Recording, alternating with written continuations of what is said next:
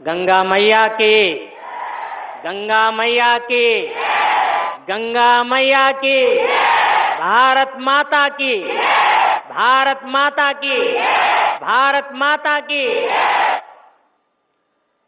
उत्तराखंड का मेरा प्यारा भाई बहनों, आप सभी तय मेरी सेवा सौली नमस्कार। यहां के ऊर्जावान मुख्यमंत्री मेरे छोटे भाई पुष्कर सिंह धामी जी, केंद्रीय मंत्री श्री अजय टम्टा जी, राज्य के मंत्री सतपाल महाराज जी, संसद में मेरे साथी और भारतीय जनता पार्टी के प्रदेश अध्यक्ष महेंद्र भट्ट जी, संसद में मेरे साथी माला राज्य लक्ष्मी जी, विधायक सुरेश चौहान जी, सभी गणमान्य लोग, भाइयों और बहनों,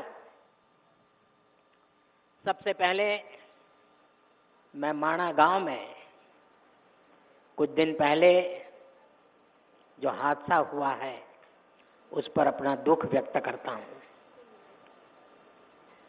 मैं हादसे में जान गंवाने वाले साथियों के परिवारों के प्रति अपनी संवेदना प्रकट करता हूं। संकट की घड़ी में देश के लोगों ने जो एकजुटता दिखाई है उससे पीड़ित परिवारों को बहुत हौसला मिला है। साथियों, उत्तराखंड की ये भूमि, हमारी ये देवभूमि आध्यात्मिक ऊर्जा से ओतप्रोत है। चार धाम और अनंत तीर्थों का आशीर्वाद, जीवनदायिनी मां गंगा का ये शीतकालीन गद्दी स्थल आज एक बार फिर यहां आकर आप सब अपने परिवारजनों से मिलकर मैं धन्य हो गया हूं। मां गंगा की कृपा से ही मुझे दशकों तक उत्तराखंड की सेवा का सौभाग्य मिला है। मैं मानता हूं उन्हीं के आशीर्वाद से मैं काशी तक पहुंचा और अब सांसद के रूप में काशी की सेवा कर रहा हूं। और इसलिए मैंने काशी में कहा भी था, मुझे मां गंगा ने बुलाया है। और कुछ महीने पहले मुझे ये भी अनुभूति हुई कि जैसे मां गंगा ने मुझे अब गोद ले लिया है, ये मां गंगा की ही दुलार है। अपने इस बच्चे के प्रति उनका स्नेह है कि आज मैं उनके मायके मुखवा गांव आया हूं। यहां मुझे मुखी मठ मुखवा में दर्शन पूजन का भी सौभाग्य प्राप्त हुआ है। साथियों, आज हर्षिल की इस धरती पर आया हूं तो मैं अपनी दीदी भूलियों के स्नेह को भी याद कर रहा हूं। वो मुझे हर्षिल का राजमा और दूसरे लोकल प्रोडक्ट्स बेचती रहती है। आपके इस लगाव और उपहार के लिए मैं आपका आभारी हूं।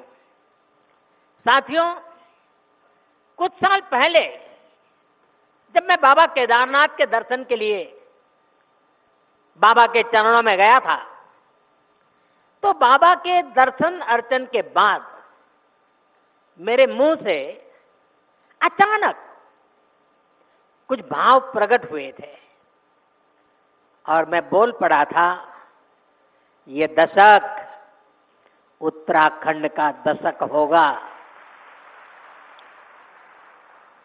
वो शब्द मेरे थे, भाव मेरे थे, लेकिन उनके पीछे सामर्थ्य देने की शक्ति स्वयं बाबा केदारनाथ ने दी थी। मैं देख रहा हूं बाबा केदार के आशीर्वाद से धीरे धीरे वो शब्द, वो भाव सच्चाई में, हकीकत में बदल रहे हैं।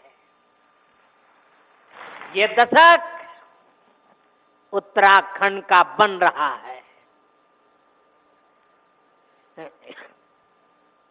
यहां उत्तराखंड की प्रगति के लिए नए नए रास्ते खुल रहे हैं। जिन आकांक्षाओं को लेकर उत्तराखंड का जन्म हुआ था, उत्तराखंड के विकास के लिए जो संकल्प हमने लिए थे, नीत नई सफलताओं और नए लक्ष्यों की ओर बढ़ते हुए वो संकल्प आज पूरे हो रहे हैं।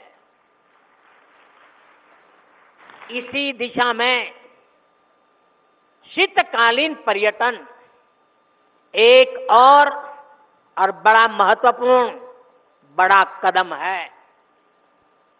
इसके माध्यम से उत्तराखंड के आर्थिक सामर्थ्य को साकार करने में बहुत बड़ी मदद मिलेगी। मैं इस अभिनव प्रयास के लिए धामी जी को, उत्तराखंड सरकार को बहुत बहुत बधाई देता हूं और उत्तराखंड की प्रगति के लिए कामना करता हूं। साथियों, अपने टूरिज्म सेक्टर को डाइवर्सिफाई करना, 12 मासी बनाना, 365 दिन, ये उत्तराखंड के लिए बहुत जरूरी है। मैं चाहता हूं कि उत्तराखंड में कोई भी सीजन हो, कोई भी सीजन ऑफ सीजन ना हो, हर सीजन में टूरिज्म ऑन रहे। अब ऑफ नहीं, ऑन का जमाना। अभी पहाड़ों पर पर्यटन सीजन के हिसाब से चलता है। आप सब जानते हैं, मार्च, अप्रैल, मई, जून के महीने में बड़ी संख्या में पर्यटक आते हैं, लेकिन इसके बाद उनकी गिनती बहुत कम हो जाती है। सर्दियों में अधिकतर होटल्स, रिसोर्ट्स और होम स्टे खाली पड़े रहते हैं। ये असंतुलन उत्तराखंड में साल के एक बड़े हिस्से में आर्थिक सुस्ती ला देता है। इससे पर्यावरण के लिए भी चुनौती पैदा होती है। साथियों, सच्चाई ये है कि अगर देश विदेश के लोग सर्दियों के मौसम में यहां आए तो उन्हें सच्चे अर्थ में देवभूमि की आभा का वास्तविक परिचय मिलेगा। विंटर टूरिज्म में यहां लोगों को ट्रैकिंग, स्कीइंग जैसी एक्टिविटीज का रोमांच सचमुच में रोमांचित कर देगा। धार्मिक यात्रा के लिए भी उत्तराखंड में सर्दियों का समय बेहद खास होता है। कई तीर्थ स्थलों पर इसी समय विशेष अनुष्ठान भी होते हैं। यहां मुखवा गांव में ही देखिए,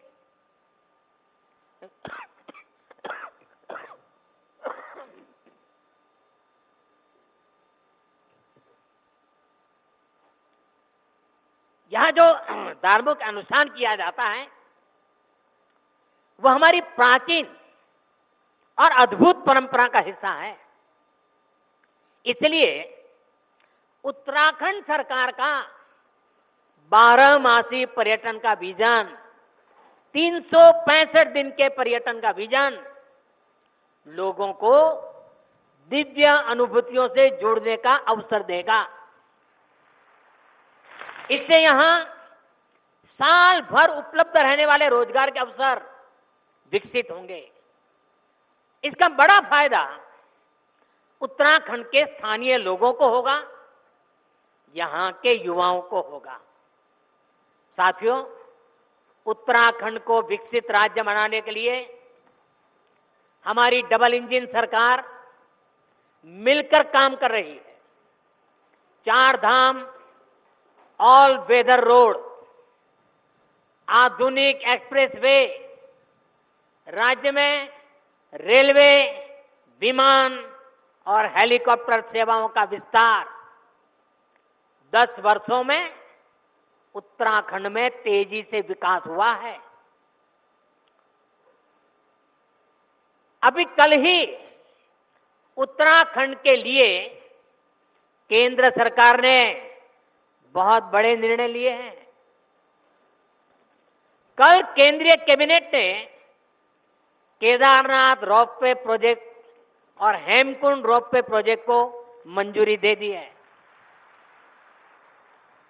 केदारनाथ रोपवे बनने के बाद जो यात्रा 8 से 9 घंटे में पूरी होती है, अब उसे लगभग 30 मिनट में पूरा किया जाएगा। इससे बुजुर्गों, बच्चों, महिलाओं के लिए केदारनाथ यात्रा और सुगम हो जाएगी। इन रोपवे प्रोजेक्ट पर हजारों करोड़ रुपए खर्च किए जाएंगे। मैं उत्तराखंड समेत पूरे देश को इन प्रोजेक्ट्स की बधाई देता हूं। साथियों, आज पहाड़ों पर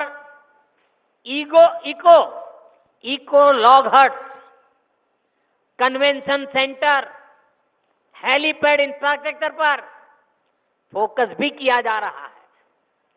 उत्तराखंड के टिम्मर सैण महादेव, माणा गांव, जादून गांव में टूरिज्म इंफ्रास्ट्रक्चर नए सिरे से विकसित हो रहा है। और देशवासियों को पता होगा, शायद नहीं होगा, 1962 में जब चाइना ने भारत पर आक्रमण किया, तभी हमारा जादू गांव को खाली करवा दिया गया था। ये हमारे 2 गांव खाली कर दिए गए थे। 60-70 साल हो गए, लोग भूल गए। हम नहीं भूल सकते। हमने उन 2 गांवों को फिर से बसाने का अभियान चलाया है और बहुत बड़ा टूरिस्ट डेस्टिनेशन बनाने की दिशा में हम आगे बढ़ रहे हैं। और इसी का परिणाम है कि उत्तराखंड में पर्यटकों की संख्या इस 1 दशक में तेजी से बढ़ी है। 2014 से पहले 4 धाम यात्रा पर हर साल औसतन 18 लाख यात्री आते थे। अब हर साल लगभग 50 लाख तीर्थ यात्री आने लगे हैं। इस साल के बजट में 50 टूरिस्ट डेस्टिनेशंस को विकसित करने का प्रावधान किया गया है। इन डेस्टिनेशंस पर होटलों को इंफ्रास्ट्रक्चर का दर्जा दिया जाएगा। इससे पर्यटकों के लिए सुविधाएं बढ़ेगी और स्थानीय रोजगार को भी बढ़ावा मिलेगा। साथियों, हमारा प्रयास है उत्तराखंड के बॉर्डर वाले इलाकों को भी पर्यटन का विशेष लाभ मिले। पहले सीमावर्ती गांवों को आखिरी गांव कहा जाता था। हमने ये सोच बदल दी। हमने कहा ये आखिरी गांव नहीं है, ये हमारे प्रथम गांव है। उनके विकास के लिए वाइब्रेंट विलेज प्रोग्राम शुरू किया। इस क्षेत्र के भी 10 गांव इस योजना में शामिल किए गए हैं और मुझे बताया गया उस गांव से भी कुछ बंधु आज यहां हमारे सामने मौजूद है। नेलांग और जादूंग गांव जिसका मैंने वर्णन किया 62 में क्या हुआ था, फिर से बसाने का काम शुरू किया गया है। आज यहां से जादूंग के लिए मैंने अभी बाइक रैली को रवाना किया। हमने होम स्टे बनाने वालों को मुद्रा योजना का लाभ देने का ऐलान किया है। उत्तराखंड सरकार भी राज्य में होम स्टे को बढ़ावा देने में जुटी है। जो गांव इतने दशकों तक इंफ्रास्ट्रक्चर से वंचित रहे, वहां नए होम स्टे खुलने से पर्यटन बढ़ रहा है, लोगों की आय बढ़ रही है। साथियों, आज मैं देवभूमि से देश के पूरब, पश्चिम, उत्तर, दक्षिण और मध्य भी हर कोने के लोगों से, खासकर युवा पीढ़ी से और मां गंगा के मायके से, इस पवित्र भूमि से देश की नौजवान पीढ़ी को विशेष रूप से आह्वान कर रहा हूं, आग्रह कर रहा हूं। साथियों, सर्दियों में देश के बड़े हिस्से में जब कोहरा होता है, सूर्यदेव के दर्शन नहीं होते, तब पहाड़ों पर धूप का आनंद मिल रहा होता है। ये एक स्पेशल इवेंट बन सकता है। और गढ़वाली में से क्या कहेंगे? घाम तापो पर्यटन।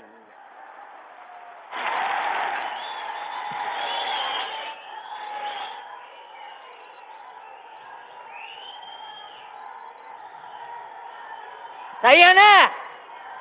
घाम तापो पर्यटन।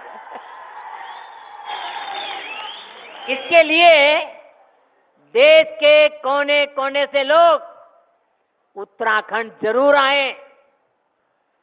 खासकर हमारे कॉरपोरेट वर्ल्ड के साथी, वे विंटर टूरिज्म का हिस्सा बने। मीटिंग्स करनी हो, कॉन्फ्रेंसेस करनी हो, एग्जीबिशंस करने हो, तो विंटर का समय और देवभूमि, इससे होनहार कोई जगह नहीं हो सकती है। मैं कॉरपोरेट वर्ल्ड के बड़े महानुभावों से भी आग्रह करूंगा, वो अपने बड़े बड़े सेमिनार्स के लिए उत्तराखंड आए, माइस सेक्टर को एक्सप्लोर करें। यहां आकर लोग योग और आयुर्वेद के जरिए रिचार्ज और री एनर्जाइज भी हो सकते हैं।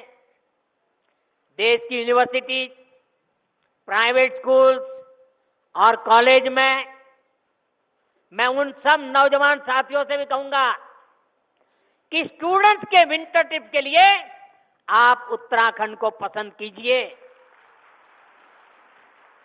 साथियों, हमारे यहां हजारों करोड़ की इकोनॉमी, वेडिंग इकोनॉमी है।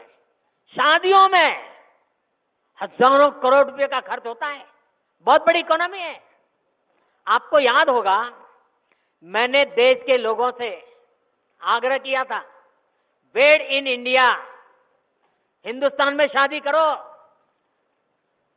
आजकल लोग दुनिया के देशों में चले जाते हैं।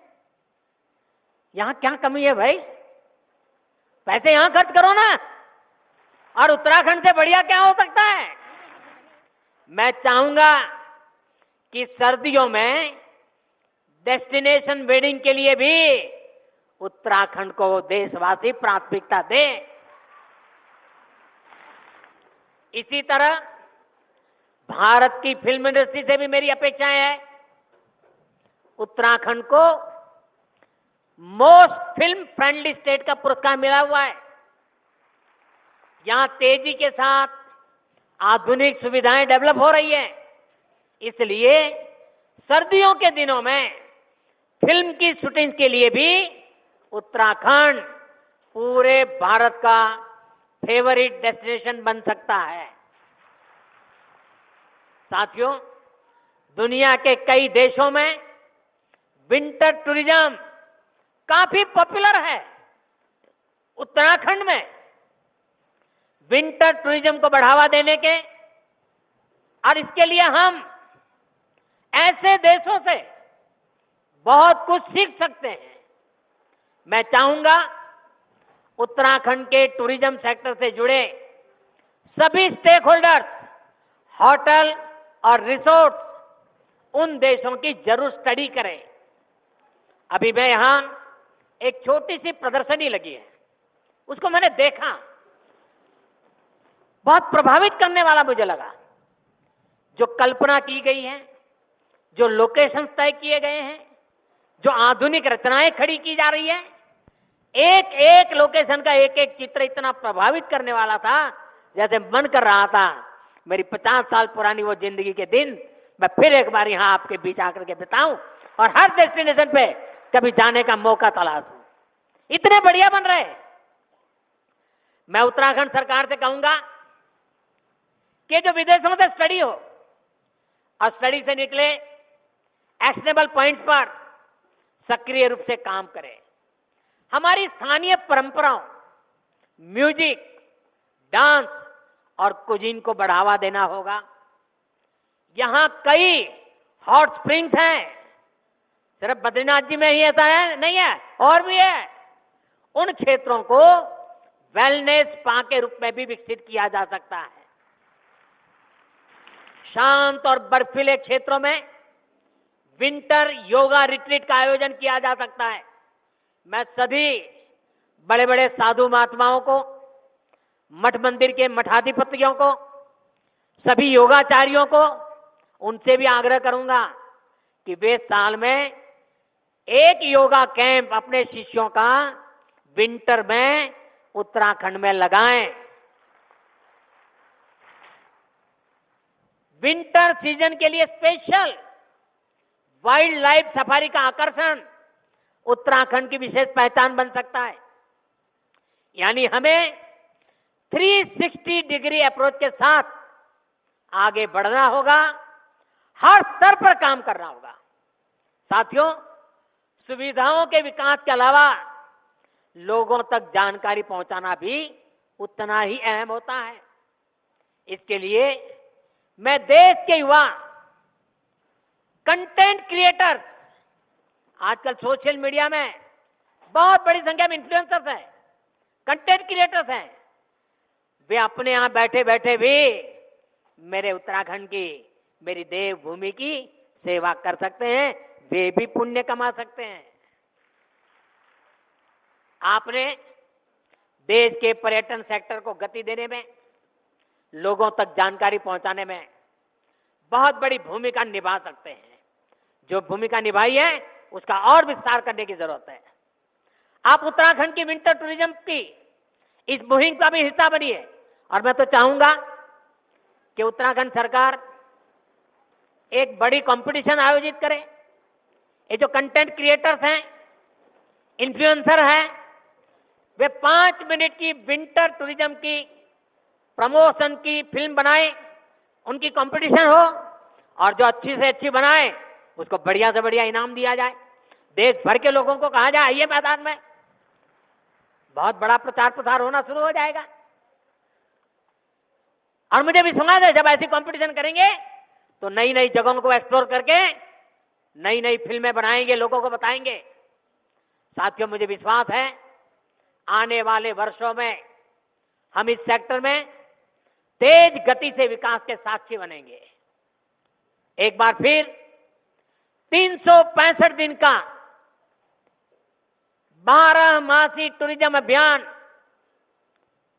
इसके लिए मैं उत्तराखंड के सभी भाई बहनों को शुभकामनाएं देता हूं, बधाई देता हूं और राज्य सरकार का अभिनंदन करता हूं। आप सब मेरे साथ बोलिए, गंगा मैया की, गंगा मैया की, गंगा मैया की। बहुत बहुत धन्यवाद।